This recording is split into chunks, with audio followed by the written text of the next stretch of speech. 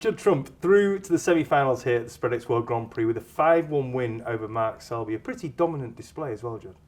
Yeah, I mean, Mark struggled, but anytime you beat him, you're always going to be happy with that performance, and especially as comfortable as it was. I think I've had a good record against him recently, and I can kind of feel that when I play. I feel comfortable against him, and I just tried to play probably a little bit more attacking than I usually would nowadays, just to make sure things don't kind of get bogged down or anything like that. I can just keep the game nice and open. A deciding frame win over Kyron Wilson and a deciding frame loss against Ali Carter in the Masters last week. But then you've come here, you've won 4-2 in the first round, 4-0 in the second round, just beaten Mark Selby 5-1 in the quarterfinals to reach the semis. You've conceded only 3 frames this week so far. That's some form, isn't it? The good results, I've not been amazing form. I've managed to get in a lot of the frames first from my long potting, but just maybe broke down on 50 or 60, and my opponents haven't really punished me like maybe they have in other events. So I feel like after you come from the Masters to here, you're always going to be a lot more relaxed. I think that it's just kind of you just put things into perspective. I think the Masters is so important nowadays for me, just being in London and things like that. When you come here, the first 2 or 3 games I don't really care, and they kind of go by in a blink of an eye, and now I'm in the semi-final again, and you start to care again now. So I think I'm very happy to be in another semi-final. I think for me now the tournament really kick-starts. Absolutely. The crowd tonight, let's have a quick word about them. I was expecting to be very partisan. It's Mark Selby's home city. He is the pride of Leicester, and yet you've got a lot of support out there tonight, I thought.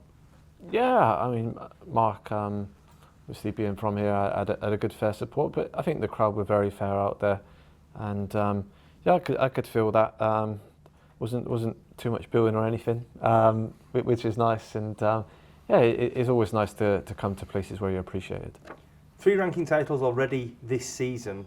What would it mean to you to win another World Grand Prix on Sunday night? I feel obviously it's amazing to get off to a good start to the season. The first half, getting to five finals, winning 3 of them.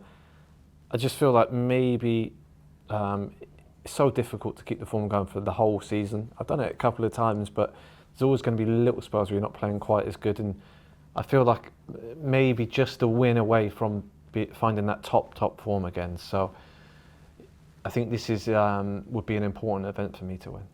A massive snooker news tonight. It's been announced that there's going to be the first ever World Snooker Tour event in Saudi Arabia, a 10-man tournament, the top 8 players in the world, including yourself. How great is that for the sport? It's amazing for snooker to be going to different places.